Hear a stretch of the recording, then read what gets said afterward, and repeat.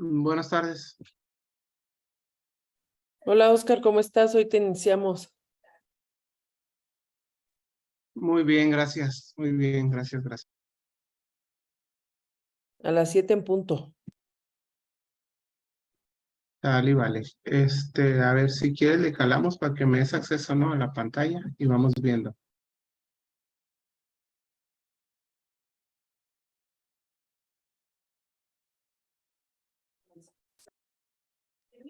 ¿Quieres checar? Sí, por favor.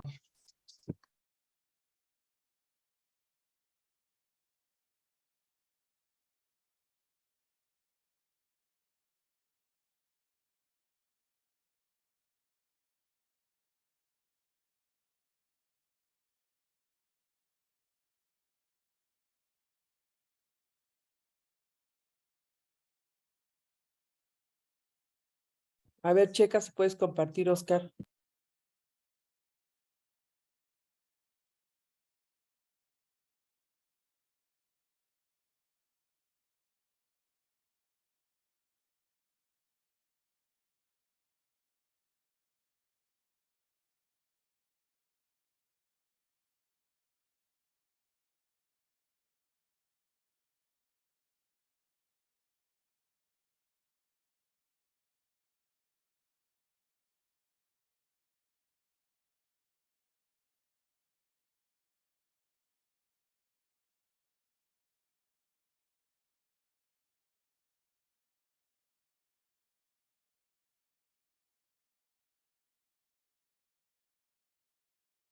Sí, se ve perfecto.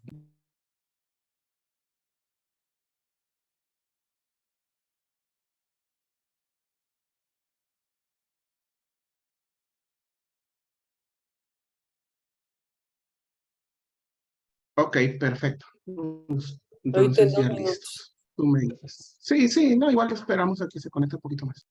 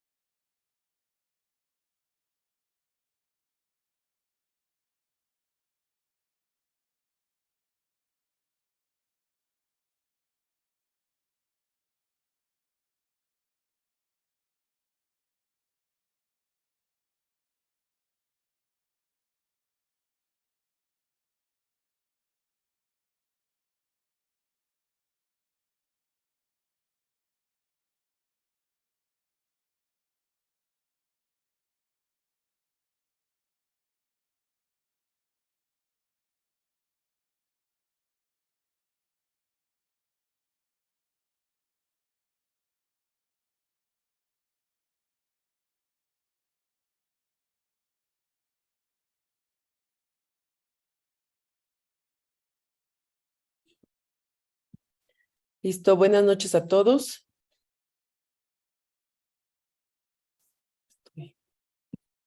Buenas noches a todos. Vamos a iniciar la sesión y les quiero presentar al terapeuta respiratorio certificado, a Oscar Castro Padilla. Él es director de IAR, Inhaloterapia y Acondicionamiento Respiratorio.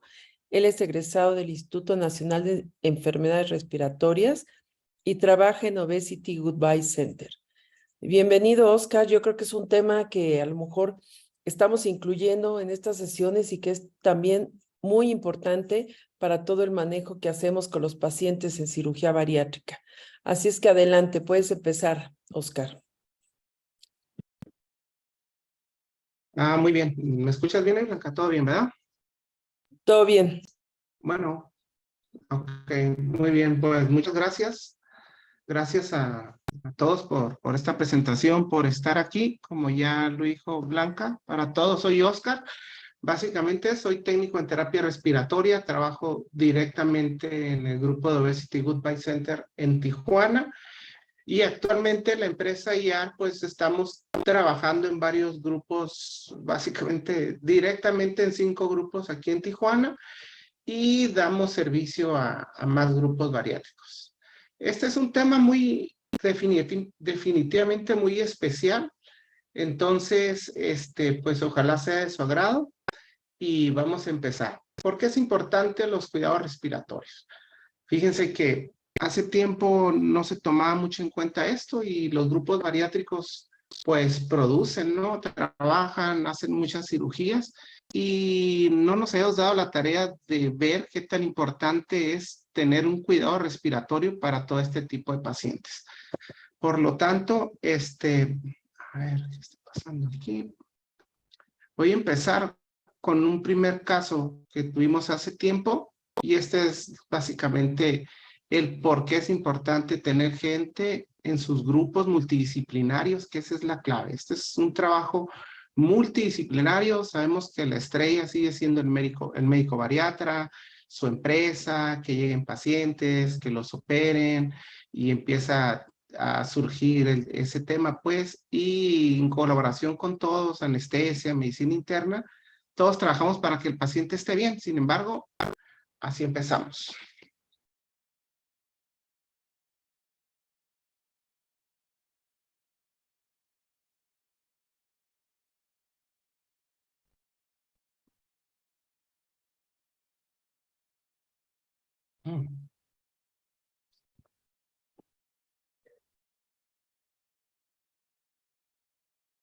Esto es lo catastrófico que a veces puede pasar con los pacientes obesos a los que nos enfrentamos día a día. No es diario, pero es con lo que nos enfrentamos. Entonces es donde inicia la participación de los cuidados respiratorios.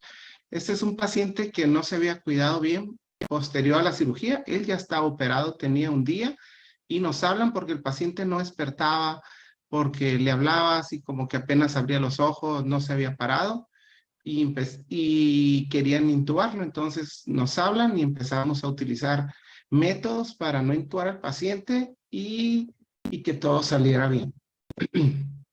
La obesidad, todos lo sabemos, es la principal preocupación de salud pública en el mundo industrializado y ya sabemos, ¿no? La cuestión de los pacientes muy obesos o súper obesos que tenemos.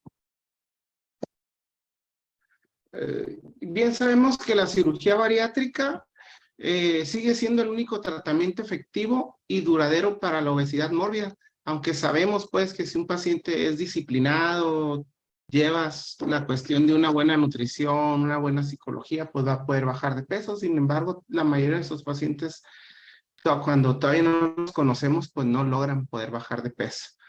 Es posible realizar de manera segura estos procedimientos quirúrgicos en centros que realmente son experimentados. Y en algunos casos, en personas muy obesas, esta misma cirugía sabemos que también se puede considerar de alto riesgo. Aquí puse en letras amarillas centros experimentados. Esto es muy importante cuando hablamos de un centro, hablamos que es una unidad donde cumple con todos los requerimientos que te piden la Ley General de Salud y que tiene un grupo multidisciplinario abordando al paciente desde el área prequirúrgica al momento de llegar a la clínica y la cuestión postquirúrgica, ¿no? Y sabemos pues que un centro experimentado, como lo menciona, pues tiene que tener un grupo multidisciplinario donde haya psicología, donde haya nutrición, donde haya radiología, el cirujano, el anestesista, en algunos casos hasta trabajo social en los centros de gobierno. Nosotros trabajamos en instituciones privadas, por lo cual no hay trabajo social, pero tenemos que contar con todo, ¿no? Hasta rayos X, toda el área multidisciplinaria, y tenemos que incluir todos para trabajar en beneficio del paciente. Es importante saber, decirles que la anestesia es clave en estos pacientes. Una buena anestesia va a ayudar a la evolución favorable del paciente. Sin embargo, tenemos dentro del manejo hacer una evaluación de riesgo preoperatorio. En la literatura está escrito que algunas veces del 2 al 9, 12% de las complicaciones no quirúrgicas son problemas respiratorios. Por lo tanto, es muy importante una adecuada evaluación preoperatoria de estos pacientes. El empleo de prevención de eventos venotrombóticos, una dieta adecuada que haya tenido una buena pérdida de peso antes de su cirugía va a favorecer mucho a la técnica quirúrgica, le va a favorecer mucho al cirujano si ese hígado realmente llegó bien a su cirugía. Obviamente los cuidados respiratorios, porque es importante hoy más que nada, hoy en día los cuidados respiratorios por la pandemia que tuvimos hoy ya post-COVID, pues muchos pacientes tuvieron COVID y hoy vienen y se operan y tenemos que vigilarlos bien. Algunos dependieron de oxígeno. Hemos visto pacientes que hasta estuvieron en cuidados intensivos, con ventilación mecánica, traqueostomía, hoy ya recuperados, pero obviamente su función pulmonar un poco deteriorada. Pacientes asmáticos, pacientes fumadores crónicos, entonces hay que vigilarlos bien. Y tenemos que tener una adecuada comprensión de algunas consideraciones anatómicas particulares con la preparación adecuada de este paciente. ¿Qué pasa pues con estos pacientes, ¿Qué pasa con estos pacientes obesos? ¿Qué alteraciones fisiológicas tenemos, no? Sabemos que por su misma obesidad, una pues compresión mecánica del diafragma, los pulmones y la cavidad torácica, lo que puede provocar problemas restrictivos en estos pacientes. Esto es, el sobrepeso hace que caigan, compriman los pulmones básicamente. La cuestión respiratoria, el diafragma, principal músculo para respirar, está afectado. Y es donde empezamos pues a jugar en el grupo multidisciplinario, que si la cuestión respiratoria ya viene afectada, es muy importante la preparación física preoperatoria. Esto es clave. Nosotros manejamos mucho turismo médico y aunque la preparación física es en línea, no se puede evaluar tan adecuadamente porque no los tenemos enfrente, ¿no? Hay escalas pues para medir bien cuestión física, pero es muy importante porque aquí ya empieza a haber muchos problemas. El exceso de grasa disminuye el cumplimiento total del sistema respiratorio, aumenta la resistencia pulmonar y reduce la fuerza de músculos respiratorios. Entonces, si el paciente viene bien preparado, nos va a ayudar mejor.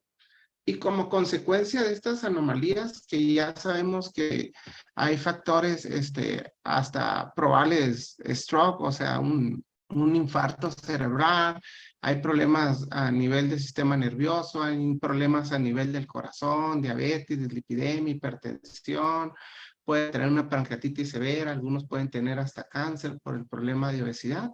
Y nos encontramos pues en esta radiografía básicamente todos los órganos realmente afectados por el tema de la obesidad, ¿no?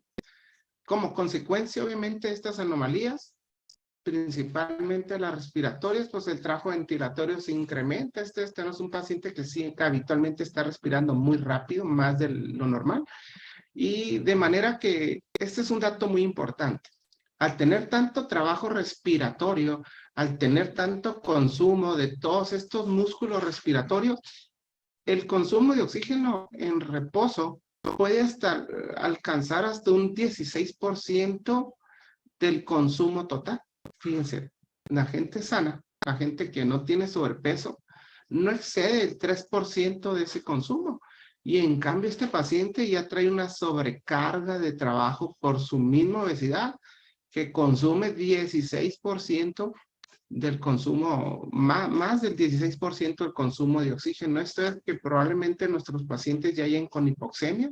Algunos llegan con hipoxemia severa, desde que les pones el oxímetro ya marca saturaciones abajo de 90. Aunque ahora ya después de COVID una saturación de 90 ya no nos asusta. Antes de COVID sí nos asustaba. Hoy ya no tanto, pero tenemos que considerar eso. Estos pacientes ya traen muchos problemas o muchas alteraciones anatómicas, fisiológicas por la misma obesidad. ¿Cuáles son los efectos de la misma obesidad en la función pulmonar? Bueno, nosotros cuando respiramos, hacemos una respiración normal, le llamamos volumen corriente. Esa respiración normal donde entra y sale el aire de manera normal, empieza a ser disminuido por su misma obesidad. La capacidad residual funcional, que es realmente la capacidad máxima de las funciones, también se ve disminuida. Otro de los factores importantes a evaluar es que hay disminución en el radio de la vía aérea. ¿Qué significa esto? Que cuando los anestesiólogos o el médico anestesiólogo va a intubar a un paciente, tiene que hacer una buena evaluación para saber si es una vía aérea difícil o no. Cuando nosotros empezamos a trabajar hace ya algunos años, nos topamos con que algunos pacientes no los podían intubar, anestesia, era realmente difícil su acceso, y fue cuando empezamos a utilizar y ya tener definitivamente videolaringoscopios, equipos de vía aérea difícil, y que hoy ya nos hacen que el trabajo, pues de cierta manera, sea más fácil. Entonces, otro de los factores, también hay disminución en la vía aérea y eso puede crear complejidad en intubación. Imagínense ya tener problemas desde antes de iniciar la cirugía, ¿no? Pues no. ¿Cómo disminuimos esto? ¿Cómo lo abordamos? Pues equipos de biolaringo o equipos para manejar vías aéreas difíciles. Otro de los procesos o complejidades que nos pueden dar la misma obesidad es postquirúrgico. El paciente no se mueve, el paciente no quiere hacer sus ejercicios respiratorios y empiezan a hacer micro o macroatelectasia. Y eso, cada un paciente hace una atelectasia, muy probablemente son principios de neumonía, y eso hace que un paciente pueda estar hospitalizado 1 o 2 días. ¿Cómo lo abordas? Pues bueno, empiezas ejercicios respiratorios y más adelante van a ver algunos videos de cómo se abordan y cómo podemos resolver estos problemas. ¿No los queremos? ¿No siempre nos lo dan? No. El porcentaje es muy mínimo, pero cuando nos lo dan es un problema serio que afecta toda la situación postquirúrgica del paciente. Entonces empezamos a ver que hay muchas guías, hay las guías americanas, guías europeas, guías argentinas, chilenas, y dentro de las guías te dicen que tienes que hacer una evaluación del paciente. Dentro de esa evaluación, de las más importantes es que tienes que hacer un estudio que se llama espirometría, es una prueba de función pulmonar para ver las capacidades, para ver si es un paciente que tiene un proceso obstructivo o restrictivo dentro de sus pulmones. Anteriormente decían que solamente se hicieran estos estudios en pacientes de riesgo. Hoy ya no, hoy sabemos que se la tenemos que hacer a todos y más si es un paciente post-COVID. Esta es una técnica sencilla, no invasiva, de bajo costo si tú tienes el espirómetro en tu unidad, que permite una aproximación rápida al conocimiento de la función pulmonar. Le hacemos este estudio, se lo damos al médico internista y se lo damos al médico anestesiólogo para su evaluación también de ellos y complementar una buena evaluación del paciente. Sus alteraciones, si es que tenemos alteraciones aquí, pues se han correlacionado con complicaciones posoperatorias en caso de cirugía bariátrica. Esto es que si encontramos problemas desde la espirometría, pues nos tenemos que preparar más. Algunos pacientes son asmáticos, hacemos desde ahí mismo. Si es un paciente asmático y su espirometría sale alterada, empezamos a utilizar medicamentos inhalados o los broncodilatadores que son de uso común en las instituciones. Otro de los problemas más serios que puede presentar los pacientes obesos, pues es lo que se conoce como hipercapnia, La hipercapnia, la identificación de un paciente que sospechamos de hipercapnia, constituye un indicador de la presencia de síndrome de obesidad e hipoventilación alveolar. Y estos dos, pues, hacer una combinación que va a hacer que a través de una gasometría los niveles de dióxido de carbono estén elevados.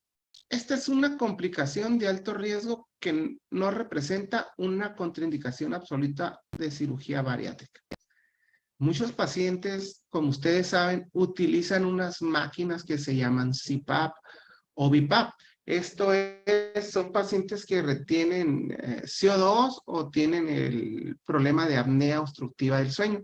Sin embargo, cuando estos pacientes llegan a nuestras unidades quirúrgicas, los abordamos, más adelante van a ver, se les hace un cuestionario para saber si utilizan o no los CPAP. Muchos de los pacientes no traen su CPAP a las instituciones, por lo tanto tenemos ya en los hospitales, por ejemplo ahí en Obesity Goodbye, tenemos como 4 o 5 equipos CPAP siempre disponibles por si el paciente no lo trajo. En el área de recuperación va a ser muy importante que lo tenga que usar y durante su estancia porque hacen apneas del sueño. Apnea del sueño significa que dejan de respirar cuando ellos se duermen.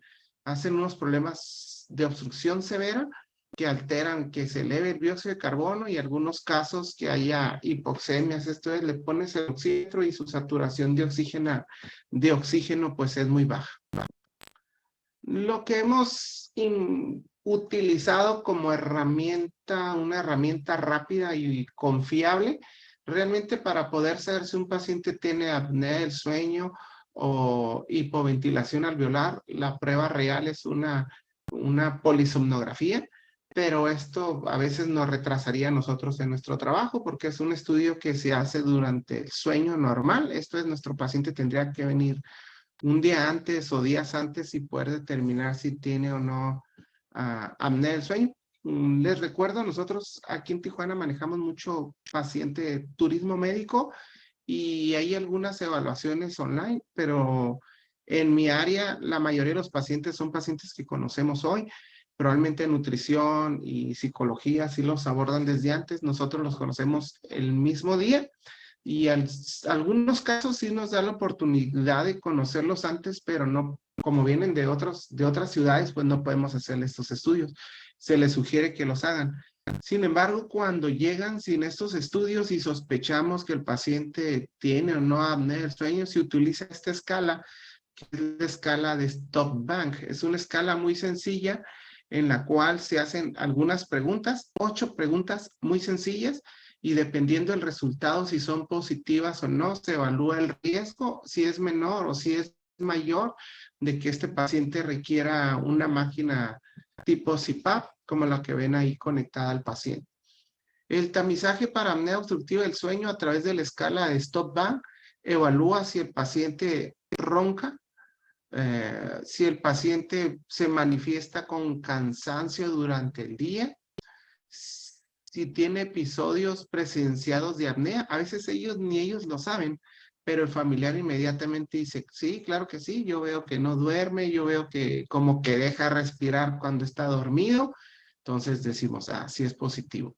Si el paciente presenta o tiene hipertensión, si el BMI es mayor de 35, si es mayor de 50 años, si la circunferencia del cuello es mayor de 40 centímetros, y algo que pues que no nos favorece es que si el paciente es hombre, pues tiene un punto a su favor de que puede usar estos equipos.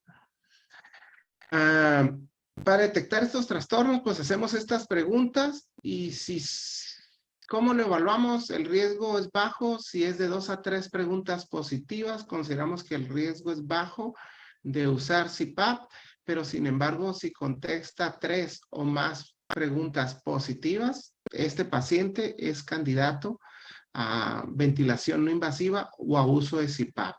Por lo tanto, nosotros ya tenemos que estar alerta en sus equipos de trabajo si es que hay gente de terapia respiratoria o si es que hay enfermeras encargadas de la recuperación, tendrían que tener a la mano estos equipos de presión positiva.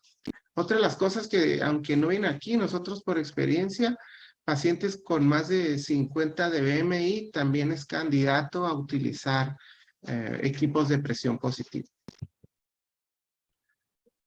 Otro de los factores de riesgo, pues como ya los mencioné, algunos son BMI, ahorita se los acabo de mencionar, mayor de 50, si es hombre, mayor de 45 años, si tiene hipertensión, si tiene factores de riesgo de embolismo pulmonar o de tromboembolismo venoso, síndrome de hipoventilación, hipertensión pulmonar, entre otros. Esto es un score de factores de riesgo que también nos hacen prepararnos y para poder recibir en el postoperatorio al paciente. Recordemos que estos pacientes llegan caminando, o sea, realmente ellos al inicio pareciera que no tienen problemas, pero hemos visto pacientes que están todavía en el área de recepción y ya están haciendo como que se están durmiendo, nos hacen apneas, algunos hasta cianóticos llegan, entonces desde que los ves, ya nos, un foquito rojo, alarmarnos y prepararnos.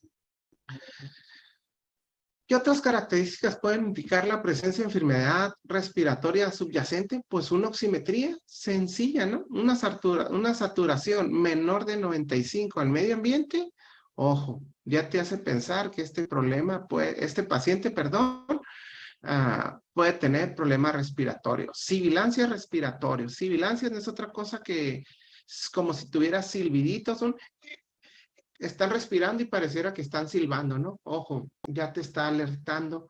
La otra cosa que podríamos también considerar, pues es la interpretación del estudio de función pulmonar, la espirometría, cuando las hacemos, si hay alteraciones en la espirometría, pues dependiendo si es obstructivo, usamos broncodilatadores, si es un paciente restrictivo, que la mayoría de los pacientes obesos van a presentar un patrón restrictivo. Esto es que sus pulmones están como si estuvieran apachurraditos, no se pueden inflar bien, el diafragma también está batido. Entonces, dentro del estudio es muy esperado que estos pacientes tengan un patrón restrictivo, pero depende, ¿no? Tampoco tiene que ser tan severo, y si es muy severo, pues ya lo platicamos con anestesia o con el médico internista, cómo lo vamos a abordar.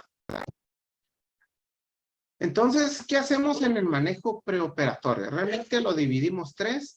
Un manejo preoperatorio, esto es, lo estudiamos, lo evaluamos, si requiere medicamentos inhalados se los ponemos, preparamos todo el equipo. Después existe otra área de manejo intraoperatorio, esto es durante la cirugía, y posteriormente pues el cuidado postoperatorio inmediato que le damos.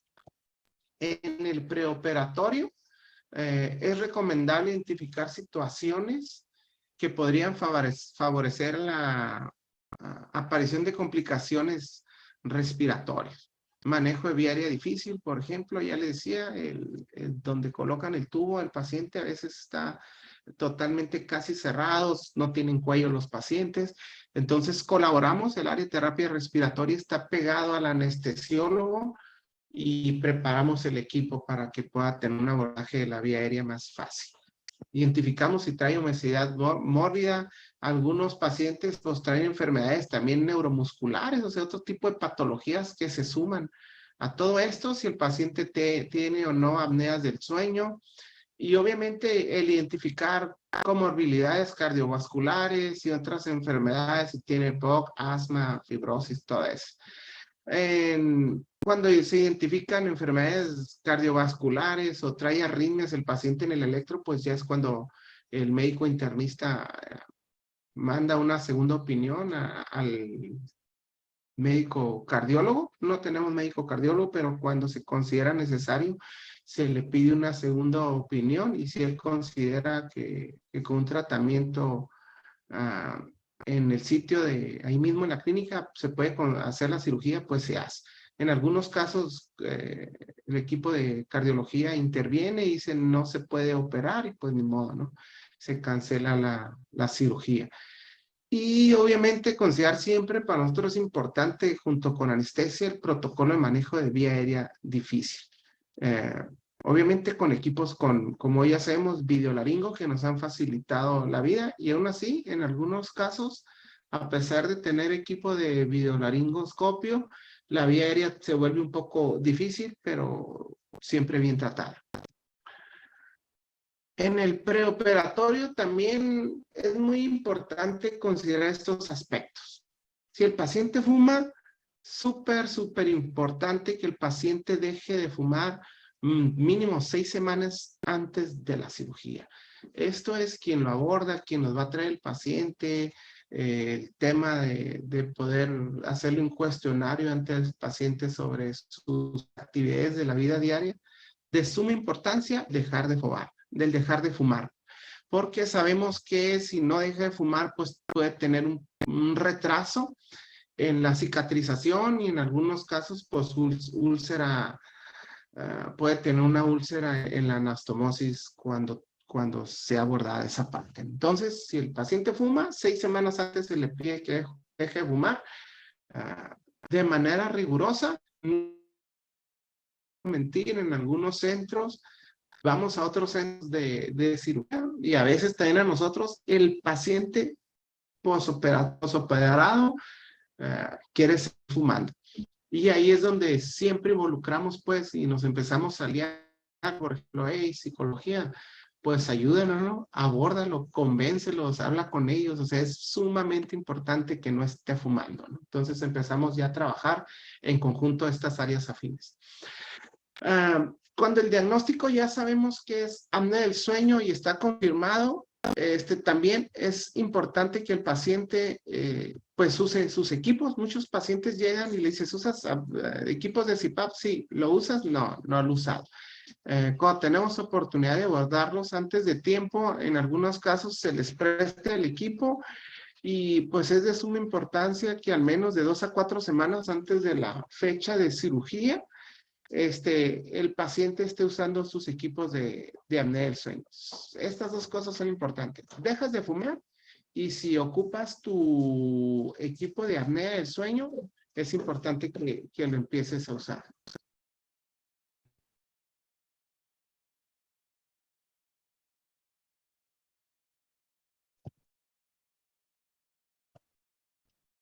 Aquí, segundo.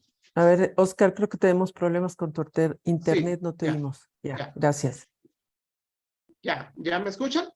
Sí, se me fue un segundo. Listo. Sí, perfecto. Otra de las cosas que hacemos en los grupos bariátricos, el que está en la foto de gorrita azul es Gerardo. Él está, por ejemplo, en un área, se llama Obesity Not For Me, con el doctor Michel. Él está 100% dedicado al soporte de anestesiología.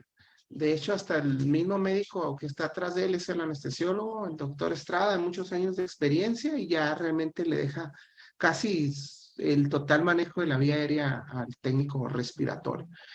En este tipo de manejos, en la cuestión de anestesia, es importante y aconsejable la preoxigenación al 100% antes de inducir al paciente, el saber elegir agentes anestésicos y bloqueantes musculares cuando sea necesario, para que sea fácil la reversión y cuando queramos desportarlo, pues despierte rápidamente.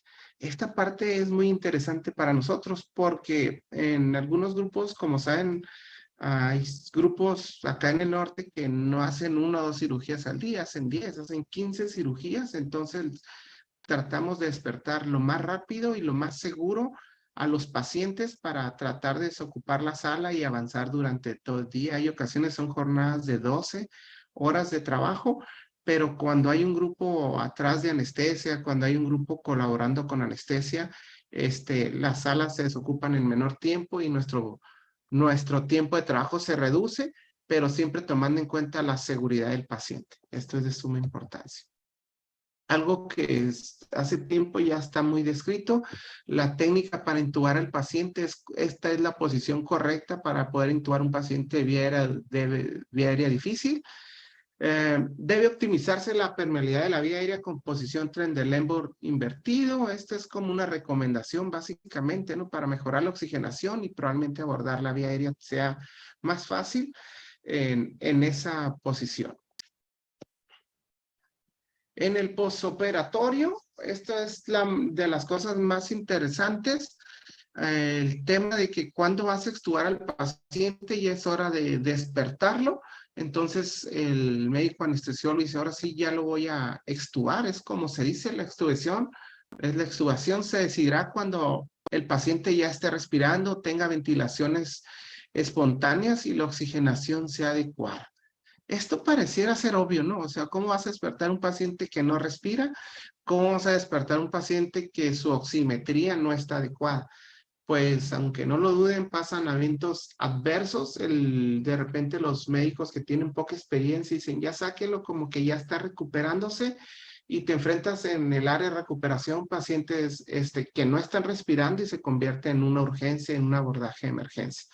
Es importante la área de recuperación, tienen un buen equipo de monitoreo, que posteriormente en el área ya postoperatoria total, el paciente ya en su habitación 2 horas después de la cirugía, más bien 2 horas después de la recuperación, del despertar, inicia a caminar e inicie sus ejercicios respiratorios. De lo que hacemos, es parte del equipo que está, y faltan todavía 2 colaboradores.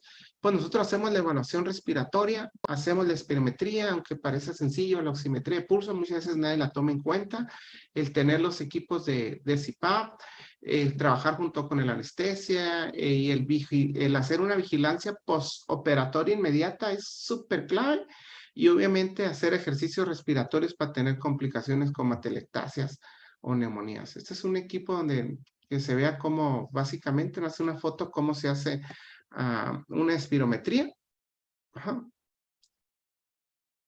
Esta es una paciente también que iba a ser sometida a cirugía bariátrica, aunque no está con mucho sobrepeso la paciente, pero es una manera como hacemos los equipos. La boquilla que se utiliza es una boquilla desechable, y ahí se ve el resultado, el cual se imprime y se le manda al médico internista y al anestesiólogo el resultado de la prueba de función pulmonar. Ahí está la forma como se imprime y se entregan los resultados. El trabajo es en conjunto con anestesia. El del lado izquierdo, pues soy yo, otro colaborador, en el cual ahí está Raúl y Juliana. Ellos realmente ya están solos.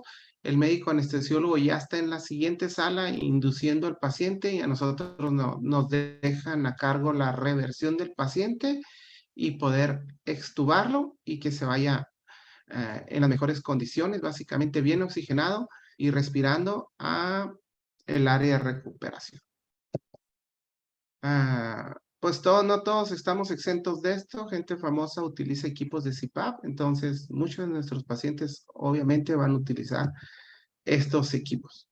Estos equipos son equipos de presión positiva, básicamente, y se les ponen inmediatamente en la recuperación para mejorar su oxigenación y que puedan respirar adecuadamente. Este es un equipo fijo y ahí se ve el 98% de saturación de oxígeno, ¿no? El equipo del medio es otro equipo que es un CPAP portátil. Esto es básicamente, literalmente desechable, como el que está en la derecha. Más adelante les voy a enseñar unos videos, pero que nos ayudan a recuperar de manera espectacular la oxigenación del paciente y pueda seguir respirando en el área de recuperación. Estos pacientes por sí solos dejan de respirar cuando duermen. Y sabemos que en el área de recuperación todavía traen efectos residuales de la anestesia, por lo tanto el riesgo de que dejen de respirar está latente, ya no los esperamos. Acuérdense que les dije, los evaluamos y ya sin preguntarles, ya tenemos listos y sabemos a qué personas les vamos a colocar los equipos de presión positiva. Este es otro, ahí está, el equipo que le llamamos portátil, conectado a una fuente de oxígeno, y nos permite pues liberar la vía aérea y meterle presión positiva. El paciente ya empieza a despertar. En el momento en que deja de despertar, se pasa a puntas normales de oxígeno, 100% de oxigenación, su frecuencia cardíaca un poco baja, pero tolerable. Entonces, todo bien. Y este otro video es cuando nos hablan y nos dicen, oye, Oscar, nos puedes venir. Este paciente no es de otro grupo y nos hablaron para evaluar. Esto es lo que hace el paciente de apnea del sueño. Él todavía no lo operaban, ¿eh? Él llegó de su viaje. está respirando, como que quiere seguir respirando y de repente ya no respira. Tiene una obstrucción severísima. Ese paciente está en apnea, miren. Pareciera que se levanta el tórax, pero no le está entrando nada de aire. Entonces, ese es un problema muy serio. Él todavía no entraba a cirugía. Imagínense en cómo iba a salir con efectos de anestesia. Pues utilizas equipos de presión positiva. Dentro de las cosas cruciales, un paciente posoperado, fíjense, obviamente son puros pacientes. Es una compañera que no quiso ser grabada. Este paciente convulsionó, literalmente convulsionó en el área de recuperación. Tardó una semana en convulsionando. Se hicieron ventanas neurológicas para tratar de quitar el ventilador. Y a fin de cuentas, este paciente fue trasladado después de una semana de ser tratado aquí en México, fue trasladado a Estados Unidos. Este otro video está feíto. Es un paciente, otra de las complicaciones.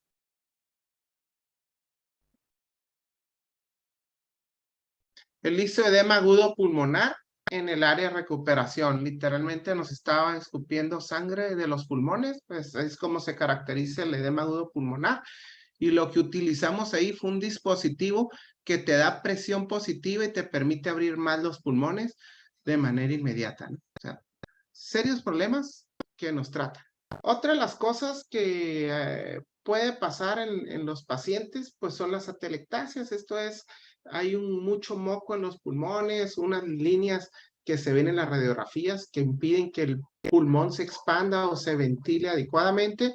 Y nosotros obviamente ya no nos preparados, empezamos a nebulizar al paciente y utilizamos dispositivos o dispositivos mecánicos, se les conocen, para ayudar a remover todas esas secreciones. Esta paciente es una paciente que fue reintervenida 2 veces y empezaba a hacernos atelectasias. Este es un poco el video, nos quedó chiquito, pero utilizamos otro dispositivo, ¿ven? Al solo empezar a utilizar dispositivos mecánicos, pues de eso se trata. Le metemos medicamentos inhalados y que empiecen a hacer sus ejercicios respiratorios. Habitualmente la mayoría de los grupos utilizan el inspirómetro incentivo, que es muy bueno, pero estos son dispositivos mecánicos para ayudar a resolver las atelectasias, no de uso diario ni de uso común en las unidades de obesidad, pero sí nos ayudan mucho a resolver todos estos problemas. Esta es la misma paciente con otro tipo de dispositivo que ayuda a reexpander más el pulmón. Y todos estos dispositivos obviamente pues deberían de tener todas las unidades de obesidad pues para ayudarles a resolver de manera inmediata otro dispositivo diferente. Todos estos son pacientes que nosotros hemos visto, ¿no? Y así tenemos de videos, así tenemos de varias cosas, pero solamente para, de manera cultural, saber que se cuentan con muchas herramientas, muchísimas herramientas para poder resolver los problemas de neumonía. Este es el famoso chaleco percutor, que en muchos lados lo piden. Si se dan cuenta, es un chaleco de cierta, esa es la talla más grande y la paciente, realmente esta paciente no estaba tan obesa, pero hizo neumonías. Por lo tanto, como no tenemos chalecos de manera 2, 3XL, utilizamos ya otros dispositivos más sofisticados que nos dan presiones intrapulmonares, medicamentos inhalados y presiones intrapulmonares donde va a hacer vibraciones dentro del pulmón con dispositivos mecánicos ya más modernos. Estos hay muy pocos en Tijuana, creo que nomás nosotros en la clínica de obesidad lo tenemos. El equipo se comparte, el equipo se puede usar en diferentes pacientes, pero la mascarilla y el circuito sí son de un solo uso. Un equipo muy caro realmente, pero que nos resuelve de un día para otro habitualmente las atelectasias. Utilizamos 3 o 4 terapias al día de media hora, 20 minutos y resolvemos de manera rápida esas cuestiones. Y eso es lo que habitualmente seguramente ven todos, ¿no? Que nuestros pacientes hagan de manera adecuada pues todos sus ejercicios respiratorios y los hagan bien, que estén bien sentados, que levanten las bolitas. Hay otro que se llama inspirómetro de volumen, también muy funcional. Nosotros nos quedamos con este, es económico, nos sirve para lo que lo queremos, pero es importante que el paciente los realice de manera adecuada. Esto es muy importante, énfasis en enfermería, énfasis si hay más gente de terapia respiratoria en esto, que realmente les enseñen. Nos toca ver pacientes en otros lugares donde el equipo se ve el paciente y nunca lo abrieron. Pues un error de parte de ese equipo que está trabajando con él. Es para que lo use y es para que evite complicaciones el paciente. Y lo que nunca queremos ver, obviamente, es un paciente que esté entubado en terapia intensiva por algún problema quirúrgico que hubo. Y este es a lo que todos les tenemos miedo, básicamente, que posterior a la cirugía, pues el famoso DREN, esté goteando y nos presente un sangrado interno, lo cual equivale a que este paciente va a entrar nuevamente a cirugía de manera inmediata. Nosotros ya habitualmente, como estamos pegados al paciente en la recuperación, eh, pues ya, ¿no? Ya nos hemos hecho de cierta manera expertos en evaluar esta cuestión, no de tener más de 100 mililitros más, ni más de 70 mililitros en la primera hora. Si esto está lleno, inmediatamente o en la primera hora de la cirugía, si el reservorio está lleno, va inmediatamente a entrar a una reintervención porque el paciente está sangrando por alguna causa. Se le avisa al médico y preparamos inmediatamente la sala para volver a entrar a, bueno, la preparamos, pero obviamente los que entran es el equipo quirúrgico. ¿Se acuerdan del primer paciente que les enseñé? El que les dije, estábamos utilizando ventilación invasiva, pues después de un día ya está despierto.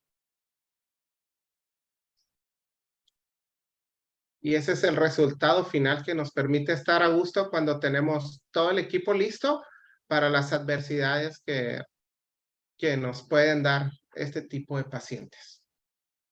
De eso se trata básicamente la cuestión de los cuidados respiratorios. El equipo de ER. Estamos en diferentes centros certificados, la mayoría con temas de soporte cardíaco, el famoso curso ACLS, certificados y preparados.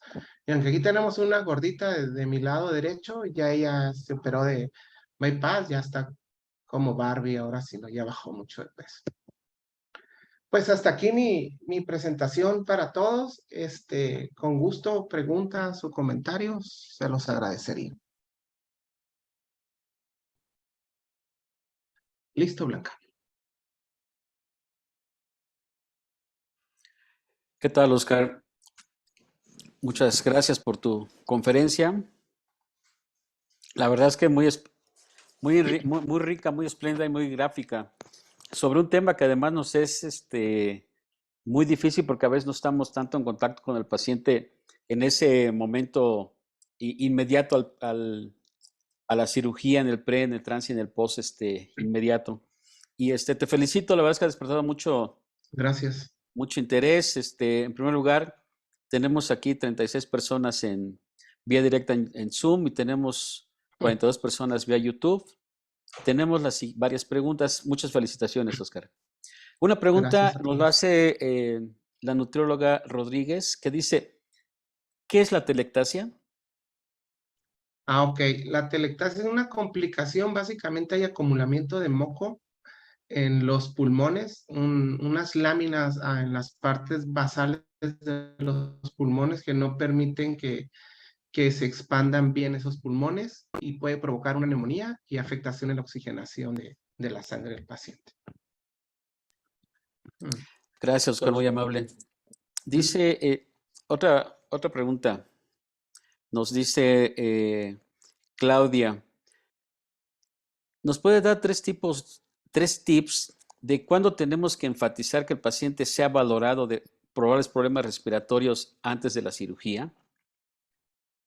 Bueno, la más sencilla es la escala Stop-Bang, es una escala visual, tú la puedes tener y si salen positivas esas, como les decía, más de 3, es que ocupamos que lo evalúen. Otra de las cosas que nos da resultado es la espirometría.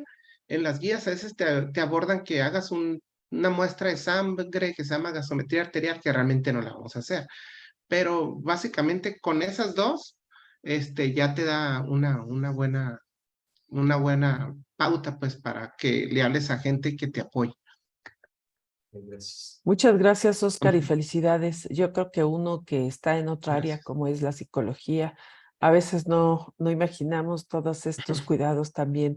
Y a pesar de que a veces tenemos la oportunidad de entrar a ver alguna cirugía, pues no nos damos cuenta de toda esta parte de recuperación y toda la parte respiratoria que además los pacientes odian el CPAP. Sí, y son Sí, muy pero desobedientes lo es para necesario. usarlo.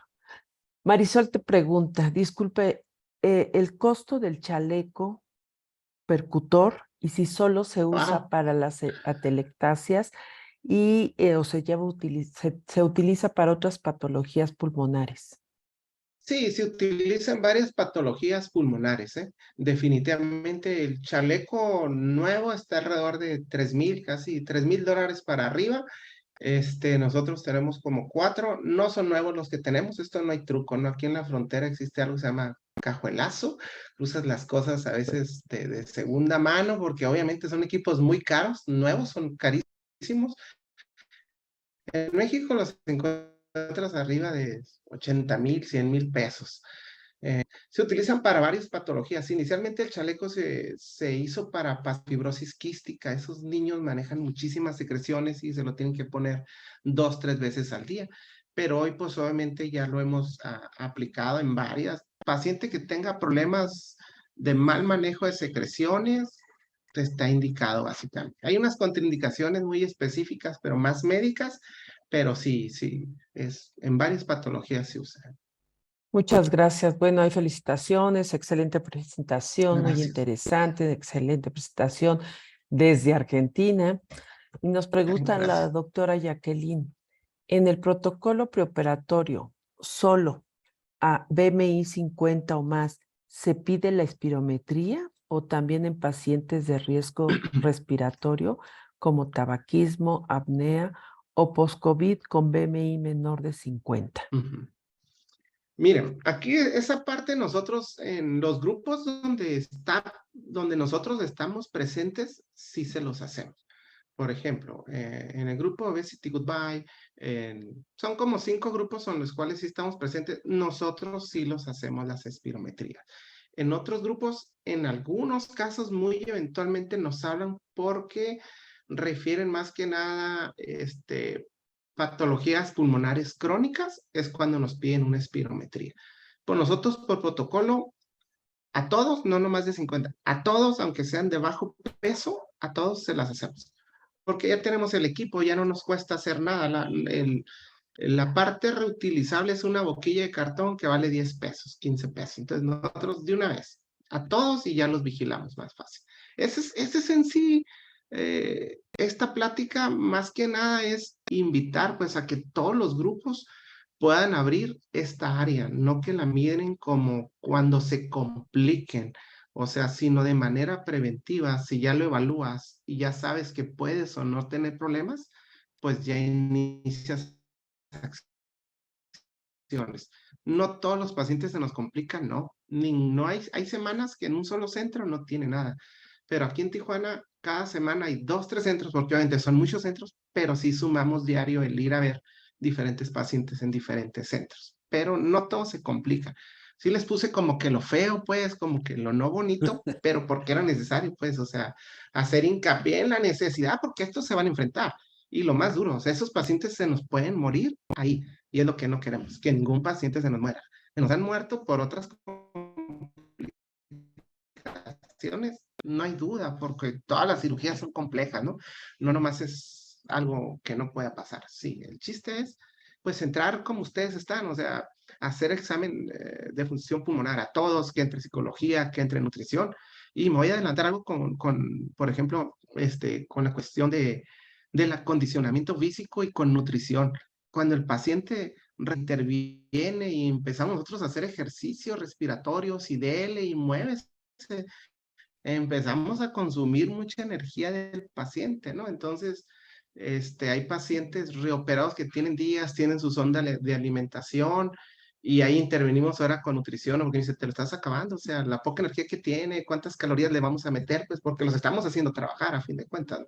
Entonces mi trabajo no nomás es solo, ¿no? O sea, y no con anestesiólogo, no con nada, sino también con psicología, también con nutrición, de compartir cómo está el paciente. Ujú. Muchas gracias, Oscar.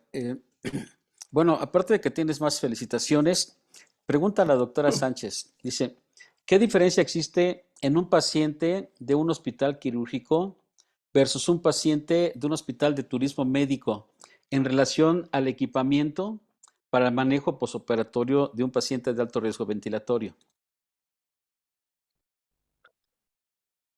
Ah, bueno, nosotros, como vieron en los videos y todo, tenemos que tener, para empezar, el espirómetro.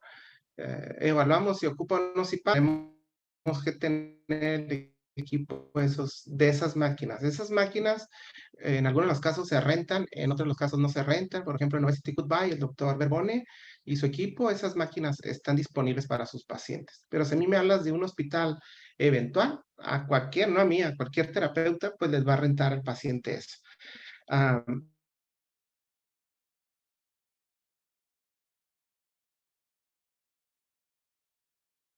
de anestesia, equipos de videolaringo, no en todas las unidades las hay.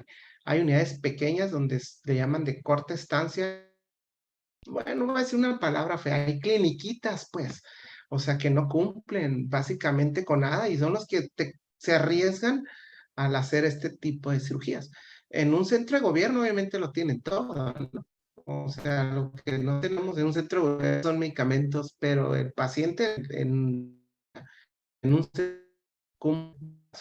tienen más todavía.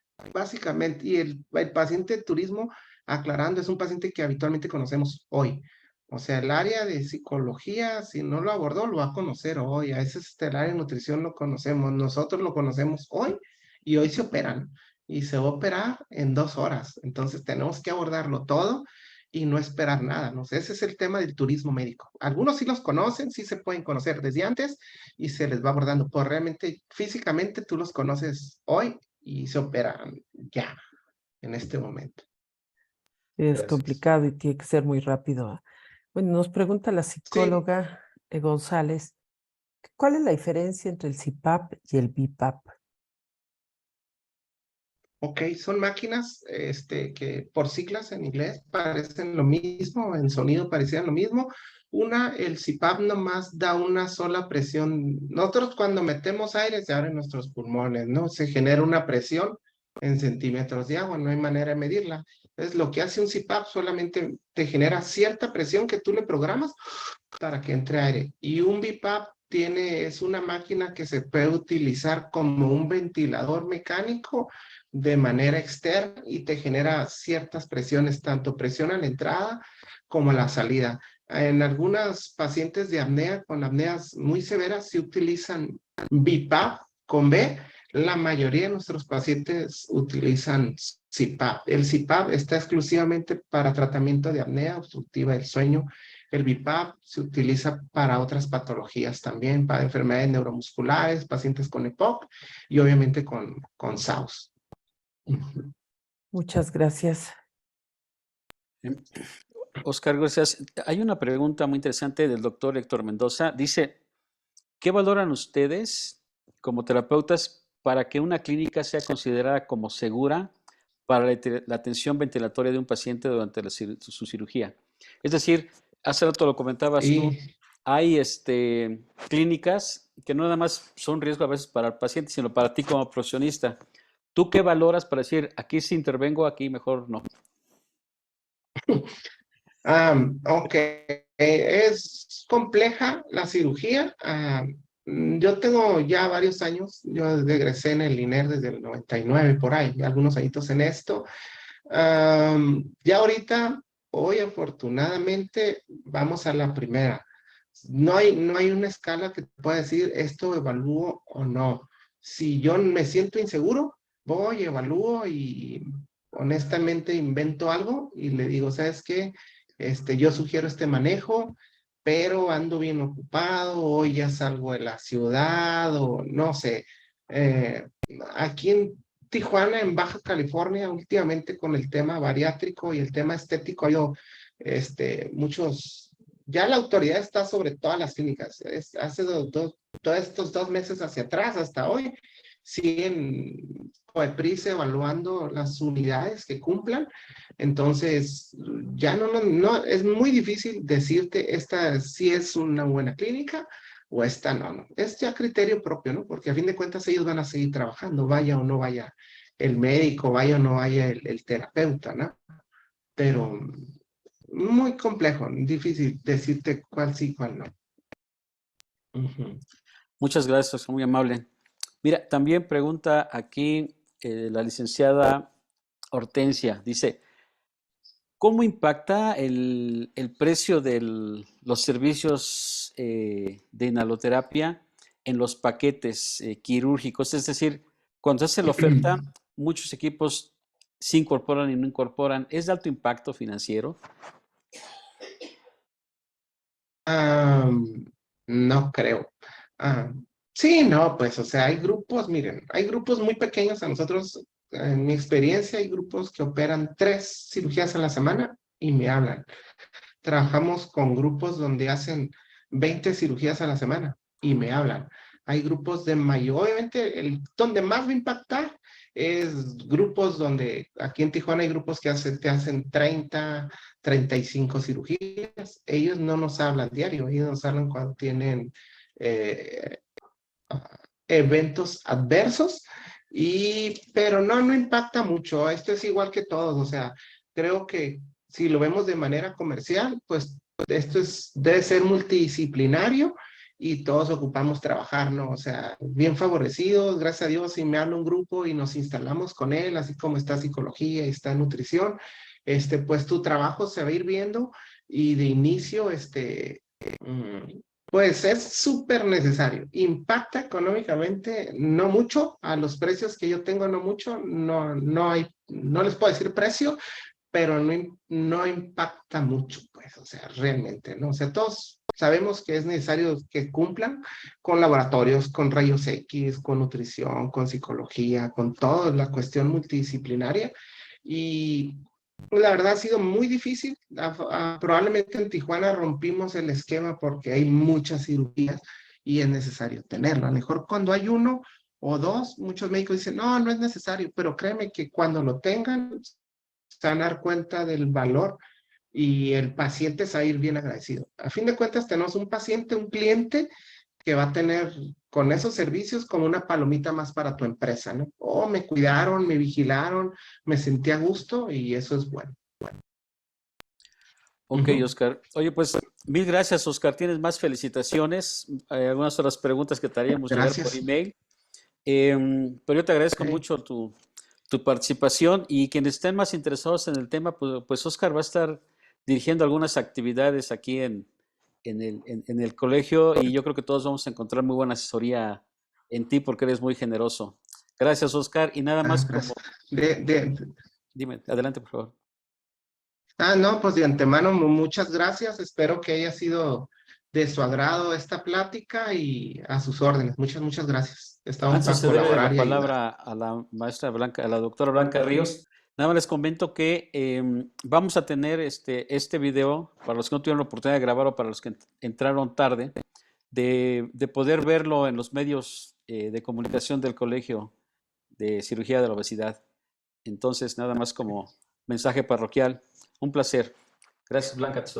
Sí, hay quien preguntó que no iba a tener la posibilidad de conectarse y es un tema muy interesante también, como muchos otros que vamos a tener.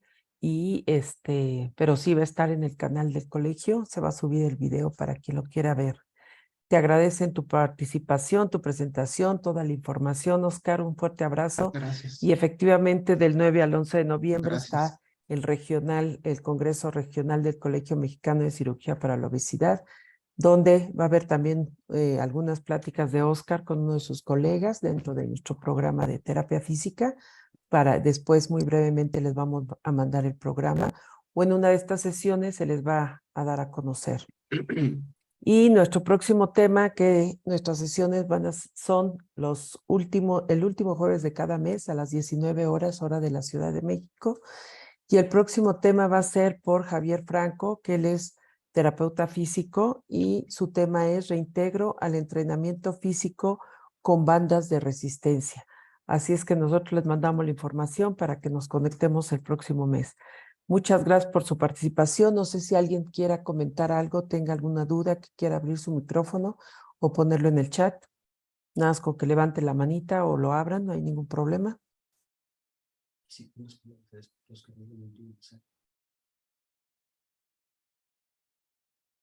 Yo, por ejemplo, les preguntaría Sí. si dentro de sus equipos, en otros equipos hay gente de terapia respiratoria. A lo mejor es algo que casi nadie conoce, ¿no? Digo, conocen por otras áreas, pero no metidos al equipo quirúrgico. Sí, yo creo que hay poca gente. Nosotros, sí hay, porque como es el hospital, los mismos van los de terapia respiratoria, a lo mejor no tan sofisticado como el chaleco, porque la verdad yo no lo había visto, pero sí yo creo que generalmente es escaso la intervención de terapia respiratoria, o por lo menos los equipos, o por lo menos no toman en cuenta Claro. también la importancia de incluir esto, ¿no? Y saber nosotros cuál es la participación de ustedes, ¿no? Sí, muy interesante. Así es. Pues muchas gracias, Oscar. Un abrazo y nos vemos pronto y seguimos en contacto y nos vemos el próximo mes. Gracias. Vale, que estén Buenas muy bien. tardes. Buenas noches a Gracias. todos. Hasta luego.